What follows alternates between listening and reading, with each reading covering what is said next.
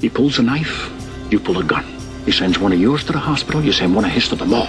That's your fact. And we still have a lot more to come. And straight ahead, who is this man a young Barack Obama referred to in his book as Frank? Now, we reveal the details and tell you just how far someone has gone to downplay this blast from the past. And then they've been accused of racism and deception and have sponsored grossly inappropriate videos targeted at your children. But Barack Obama stands by them and has taken their money. It's a story you won't read in the New York Times, or as I refer to them, as the New York Obama Times. Now, what we show you here is the reason why, and we think you'll understand. That's a lie! America! Barack Obama's relationship with controversial figures seems to be a list that keeps growing, and it may have started at a very early age. After his father left the family, when he was only 2 years old, his mother remarried and moved back to Indonesia. Obama then returned back to Hawaii in 1971 to live with his grandparents, where he could benefit from an American education. He would live there for the next 8 years.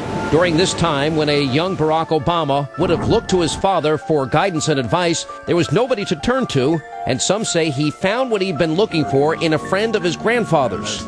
Obama refers to this person in his book, Dreams from My Father, as a poet named Frank. Obama writes, quote, "He lived in a dilapidated house in a rundown section of Waikiki. Frank was an intriguing figure, quote, with his books and whiskey breath and the hint of hard-earned knowledge behind the hooded eyes."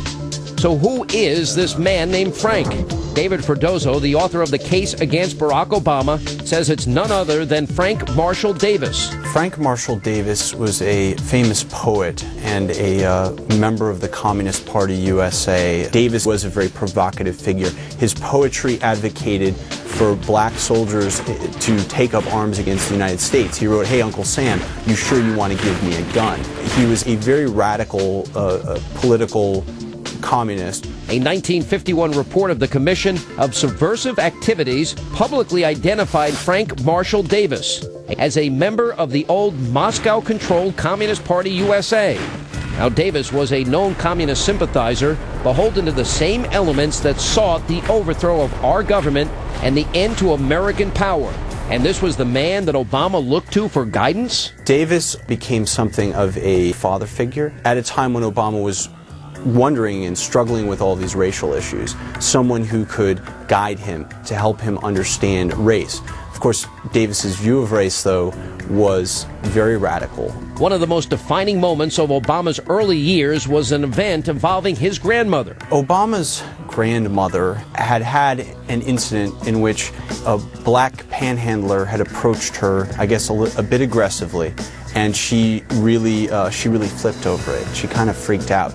And Obama's grandfather took this to mean that she had been prejudiced against the man because he was black. Obama wrote in his book, quote, "The words were like a fist to my stomach." So who did the future presidential candidate turn to during that time? He went to visit Frank Marshall Davis, who told him basically, white people can never really understand you.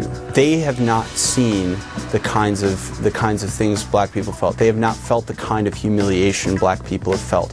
And he told him, black people have reason to hate. And in fact, your white grandmother understands that fact. This clearly had a lasting effect on Obama.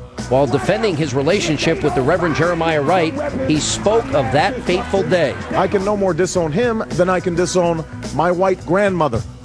A woman who helped raise me, a woman who sacrificed again and again for me, but a woman who once confessed her fear of black men who passed her by on the street. Before leaving to go to Occidental College in 1979, Obama turned to Davis for some last-minute advice. The radical writer told Barack Obama, quote, "You're not going to college to get educated, you're going to get trained. They will train you to forget what you already know. They will train you so good that you'll be believing what they tell you about equal opportunity and, quote, the American way." So does Obama's relationship with Frank Marshall Davis sound familiar? Well, it should. Who cares about what a poor black man has to face every day in a country and a culture controlled by rich white people? Was Obama looking for another mentor, another radical father figure to continue where Frank Marshall Davis left off? Frank Marshall Davis and Reverend Jeremiah Wright approach racial issues the same way.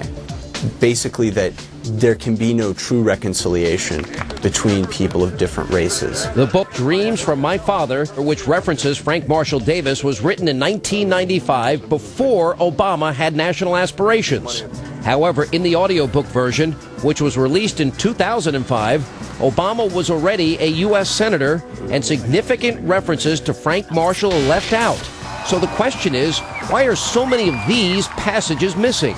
And who decided to take them out? Now, Hannity's America contacted Random House Audio about the missing references, and a spokeswoman said, quote, "It was a collaborative effort in which Obama was involved and in which he had approval over all cuts." So is Obama trying to hide his relationship with Davis, just as he tried to hide the true nature of his relationship with the Reverend Jeremiah Wright and others?